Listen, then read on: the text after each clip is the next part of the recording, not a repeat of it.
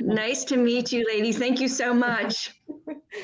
So glad you're here. So listen, everyone, welcome this afternoon to our live stream. I'm here with my partner, Tracy Wilson Rossman, and we're here with Mona Jhaveri, who, did I get it? Okay. That's it. All right. Who is the executive director and founder of Music Beats Cancer. And we are really delighted to be able to bring to you, as we always try to, innovators here in health and health tech who are really putting us, the patients and the consumers, into the mix. And Mona is doing that in a really super innovative way. So welcome. And Tracy, I don't know if there's anything else that you wanted to say before we got started. No, just super excited. I do want to apologize for the fact that I am in a hotel room and there's some messy beds behind me. But I'm here at South by Southwest, which is how before we get into Mona's part, how Joyce and I met last year. So it's very funny that this timing worked out, and getting a lot of talks around med tech and health tech here. Hope for new content, but I'm very excited. And also, this is really funny that I'm here at South by because, of course, there's a huge music component. So those two things are coming together as well. Yeah, great. Well, so Mona, like, if we can just get started, tell us a little bit about the purpose of Music Beats Cancer. Like, how does it work, and what led you to start the whole thing? Yeah, well, thank you both. I just want to say, Tracy, I'm so jealous. I want to be there with you. Maybe next year, maybe we could be putting a panel together. Yes. And there's been every year I want to go because of exactly what you said. There's tech, there's health, there's music. And what we do is at the cutting edge, and we should be there. But in any case, I just a bit about my background. I'm a scientist by training. I have a doctorate in biochemistry. My expertise is what's called molecular biology.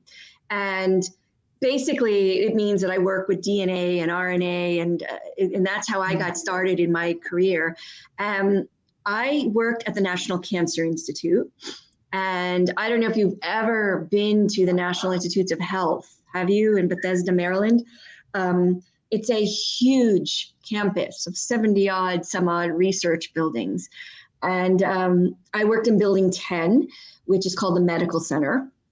And what's really cool about the Medical Center is half the building is dedicated to research, and the other half is a clinic for cancer patients. Mm-hmm. And I remember, and I was doing my postdoctoral training there, and I remember thinking back then, I don't know if what we're doing as researchers is ever going to make it to the people on the other side of the building. Right. Like, I knew that we were a siloed people, we just publish and research papers, but whether it actually manifested in the real world was a whole other question. And it was something that kind of weighed me even back then, but we never talked about it. Even as researchers, it was a very weird culture in that sense. Like, you're doing cancer research, but you don't know how and if ever, this is going to become a clinical reality. And one day, my lab, we had a discovery that took place. And essentially, we discovered this sort of small piece of DNA that could selectively target and kill cancer cells. And so many of us scientists have these eureka moments. It's very exciting. Patents are filed, and inevitably these things go nowhere and they sit on shelves, because the reality of it is we scientists are not the ones who actually find cures. We have a public that thinks researchers are looking for cures, but we're not looking for cures. We're just discovering. And these discoveries have to advance. And if they don't advance, no one benefits. And the people that advance them are the entrepreneurs, specifically the biotech entrepreneurs.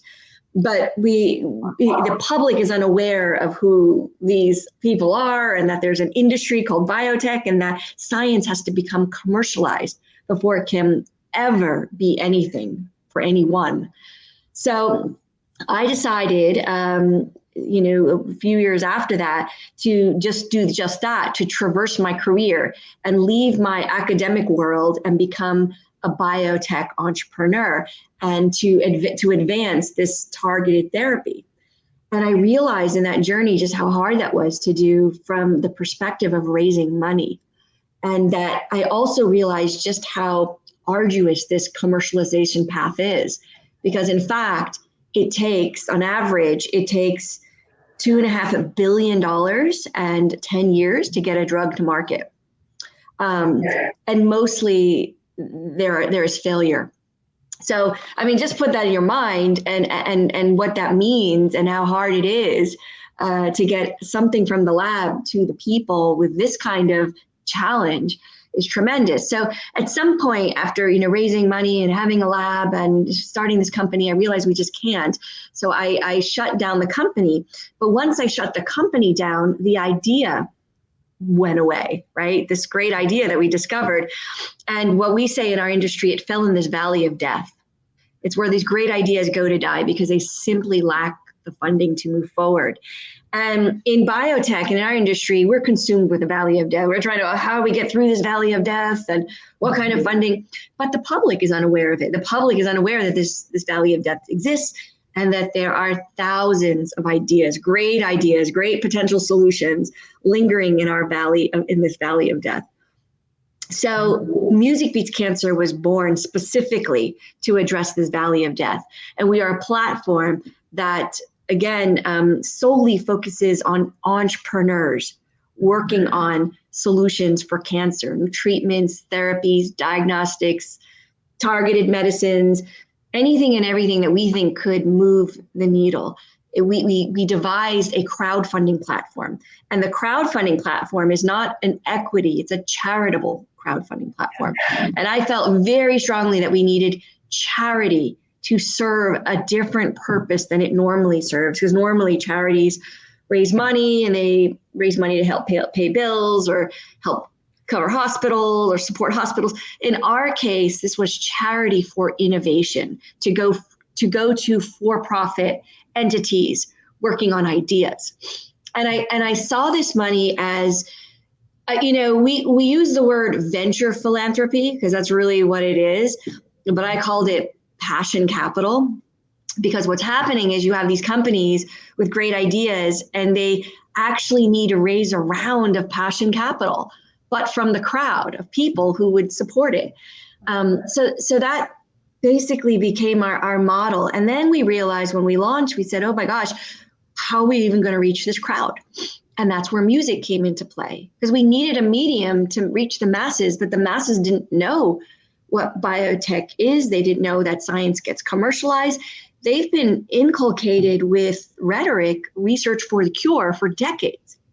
Ever since Nixon declared war on cancer in 1971, the rhetoric has been, research for the cure, and money has been infused into research platforms and labs, not to biotech, not to commercialization, because this is something that's happened over the past, say, couple of decades.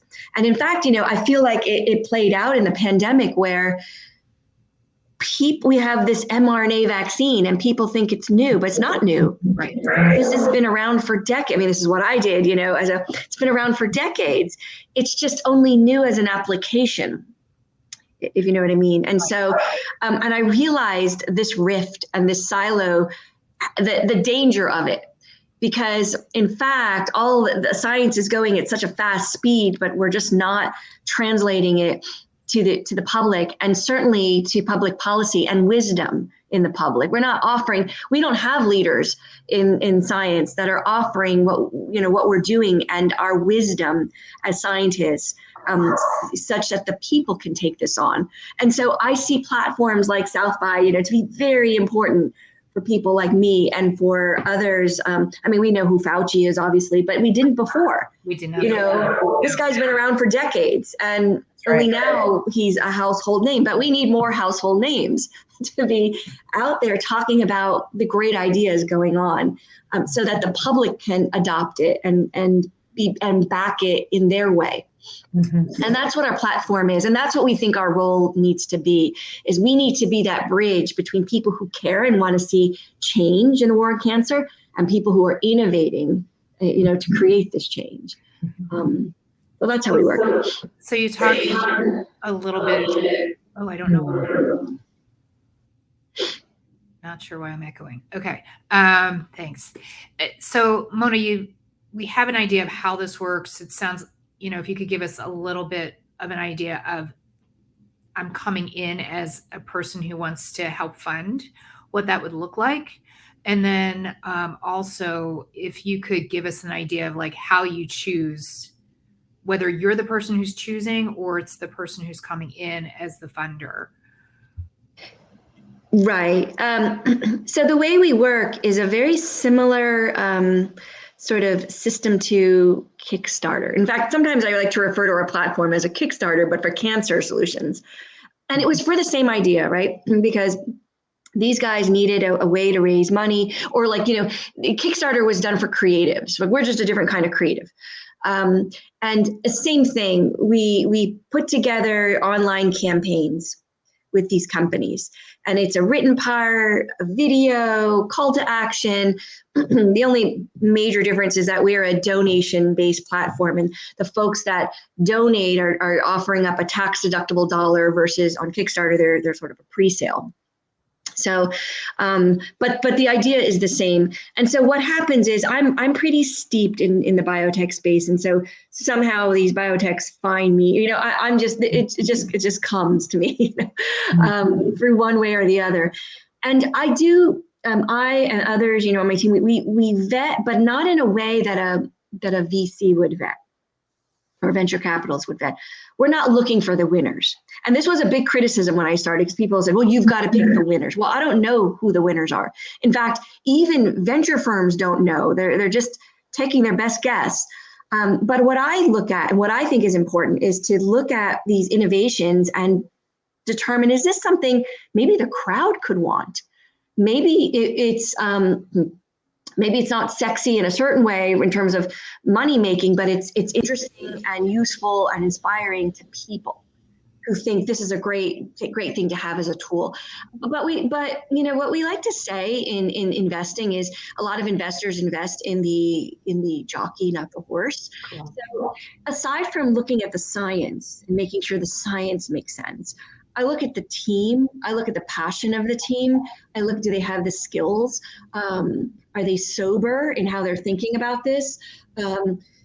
Just all these sort of other components, and can they make a campaign compelling? And this is, maybe it sounds kind of, yeah, of course, this is obvious, but for scientists scientists turned entrepreneurs who have never engaged the public, this is a really tall order, and I will maintain that we still have trouble. I still have trouble coaching these scientists turned innovators to think and talk differently about what they're doing. Because we're so steeped in academia and into the minds and how we function, and we are so used to being siloed and never interacting with people. Even though it's those people that support research to begin with, right? Like, it's really the public that supports our research labs. So what's interesting is you are doing a little bit of vetting to bring them to the platform. Yeah. Not just anybody can do this. No, in fact, and that's why Kickstarter, for example, could not have companies. They could not do this. If you try to apply to a Kickstarter, it wouldn't work, because they wouldn't have the expertise to look at the science to determine, does this make sense to these people? And I do look at, do they have a sound sort of path to market? Do they have patent applications? Or if they don't, which most people do, but now this is a different new thinking that some people don't feel like that's a way for commercialization. They've got to sound, like they know what they're doing. They have the team, they have the reach, they have resources, even beyond us. I guess I like to think of it as the gestalt. I look at all of the pieces. Mm-hmm. That's great. Can you tell us a little bit about maybe a special project I don't know. Yeah. We have so many, and this is what I love about what I do is there's so many people that come to me with some interesting stuff. And partly that's why they come, because the regular VC and the box that a VC would invest in is so narrow. What they're looking for is a certain market and a certain in a type of technology. Then if you're somehow outside that box, it's not going to happen for you, even if it's the best thing, even if it's a cool thing to have and patients really need it. I for example, have, the examples are endless. I have a company that's coming on, for example, that they have a new way to kill tumors by heat. So basically, and these are colon cancers that they're looking at. But basically, they inject you with a nanorod, and the nanorods go to your tumors. And then when you do a colonoscopy, they put a infrared heat at the end of the scope, and they go to the tumor, and they can melt the tumor from within. So it's non-invasive. It's using heat versus drugs. It's something that they're not the first ones. I've heard of other companies doing stuff like this. And I was thinking to myself, crowd could get around this. We also are doing health tech as well. So we do biotech, but also health tech, because I think that's also important. People developing new ways simply just to make the system easier, whether it be with medical records or whether it be with a referral process. But then we have pure biotech, people actually developing new molecules, the new monoclonal antibodies that are smaller and better and faster and can get into where we typically have, and this is what I do look at, I look to see where the gaps are in treatment. So for example, in cancer, the big gap is metastatic disease. Oftentimes, once a patient presents either at stage 4 or their disease progresses, we across all different kinds of cancers, we simply don't have medicines for them. And one of the things that happens in many cancers is that the cells metastasize to the brain, and then we have no way to treat that. So oftentimes we're looking for ways to get medicine to the brain. And there's some really fascinating ways that people are doing that. This one company has a very small monoclonal antibody made from sort of a camel antibody that can kind of go through the blood-brain barrier. I think all these ideas they're needed, and they should be tested, and principles should be proven before they are sort of thrown out, at least the way I see it. And it's also, how we think about treating cancer has changed a lot. We've gone through an era of targeted medicines, and there are many targeted medicines on the market that amass billions in sales each year. Avastin is one of them. And I don't know if you know the story of Avastin, but that barely happened with Judah Fockman, and he couldn't get anybody to back him. And suddenly Genentech took it on, and suddenly, it became it's been approved for multiple cancers. And in 2019, it amassed $7 billion in sales. So you never know what's going to work. But that too, Avastin has its drawbacks, and targeted medicine has its drawbacks. So now we have a new kind of thinking about sort of, can we harness the immune system, and can we make the immune system better? So this is the creativity is just endless when you talk to entrepreneurs, and who knows what's going to work. Right. It's interesting here. I just went to a talk today, and it's hard when you're starting to get to that next level, to get to friends and family, to get to angel investing. So having this, opportunity to get some fundraising, to try out the idea, to continue it, as one of the founders said, it was like whatever you need to do to get your idea to continue to go until you can get to that next level. We do have a question, which I think we should answer, because I have another question, but I don't want to miss this one. What's the most promising company you have invested in? Yeah, it's hard to say, except some of them have been pretty exciting. So for example, we had a company that they were developing a new way. I really love this technology. It's like a new way to detect disease early. And this is very important. And it's something I think the crowd really cares about. Everybody wants an early way to detect. And I say this because if you talk to VCs, we tend to be a more drug-oriented investment platform. But if you talk to the people, they want ways to prevent cancer and they want ways to screen. And this one company has a way to screen cancer where they detect some of the early aspects of the immune launch, and they're called the interferons. And let's just say you get a flu or I get the flu, your interferons are launched even before you know you have it or feel anything. And their technology is capable of detecting these interferons, or only 21 of them, say, and each disease would have a signature interferon, and so they would figure out what the signature interferon is for ovarian cancer, which is a deadly cancer. And if you do not detect it at stage 1, it's really hard to beat this disease. So they created this sort of, and again, it's a PCR based. This is before even people were saying the word PCR. This was on our platform. It's a PCR based way for detecting. And I just love that technology because I think it's so appropriate in so many ways. And they have had a tough time getting off the ground. But what was interesting, then came the pandemic, and they pivoted and they said, okay, if we can do this for ovarian cancer, we should do this for COVID. And they did. And then from there, they were on the news, via our platform. They got on the news, and the news was really interested in it. So I would say that particular one kind of stands out, but there's so many that are doing just really great stuff. So signature interferon, it sounds like the name of a band.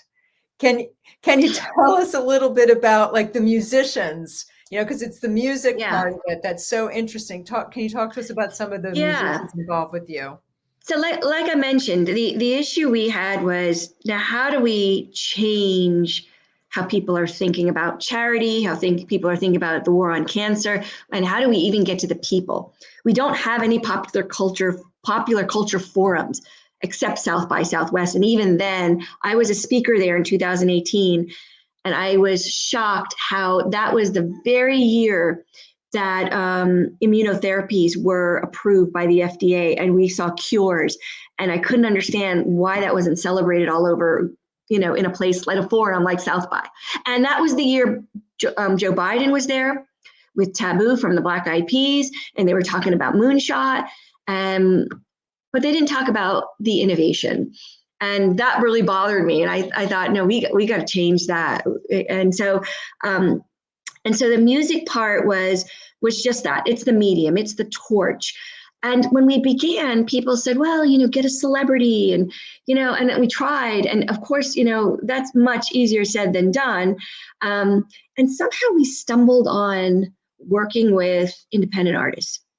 And I was pleasantly surprised when I started reaching independent artists. And the reason is because I found that these artists were so authentic, so caring, willing to push their fan base, willing to do whatever it took. And I realized that they were the right people for us. They were the right messenger. And we decided we'd create, a platform of independent artists. And we now have 200 some odd artists on our platform. Our vision is to have thousands. And we sort of work with Reverb Nation, which is a big, artist, platform. And that's how we source our artists. And there's no shortage of artists who want to get behind us and join what we're doing. And the way we work with the artists is we put together challenges.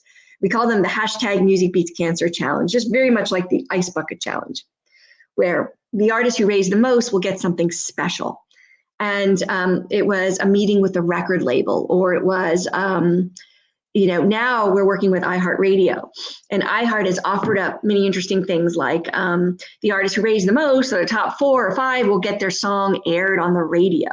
Well, everybody wants their song on the radio. So we started doing these things. I mean, what was so ideal about it is that it's a way to virtually raise money, and it's a way to virtually give exposure to artists that they couldn't normally get. And what iHeart would then do is take their song, a snippet of their song, and then sort of put a little piece of why they cared about the mission, and then they would air it on the radio. And it was such a powerful it was like I want to say it was like sort of a powerful snippet that you heard the artist's music and you heard why they cared, and it reinforced the song, the artist, the brands. I thought it was a win for all of us, and so that's how, and then the monies that we raise through the artists, we use that to match the crowd or the campaigns. So if the crowd is supporting a breast cancer diagnostic, we'll use the artist raise to match it and to incentivize the raise. And that way the artists are amplifying the voice of the public, versus we are not. The whole point of the crowd platform is to not have a committee pick where money should go. It should be the people that decide where the money goes. So Mona, we have blown through, and we lost voice. Oops. Technology. So we have blown through the 30 minutes. It just went by so quickly. What a great session today. We would love to close out by just let us know how, our audience, whether they're live today or watching us on YouTube, can get involved. Yeah, we so appreciate it. And thank you so much for all this time to share the story. So we're musicbeatscancer.org. We'd love for people to come visit our website, check out our campaigns, and also check out the artists. I mean, we literally just completed a challenge. It ended at 11:59 p.m. last night, and artists raised, each of them were raising in the 7,000 range, and we had 40 artists competing. I mean, it just touches my heart how much they care. Well, it seems like you should be at South by. We need to figure this out, how to bring this convergence together. Certainly, there's a lot of independent artists here, so we should talk offline about this. I'd love to. Mona, this has just been great. Really, really appreciate your time. Love the work that you're doing. And on behalf of myself and Joyce, perhaps you can come back in a little bit with maybe one of the groups that you're funding. Perfect. I'd love to do that. Thank you so much. Thank you. Tracy and Joyce, take care. Thank you. Bye.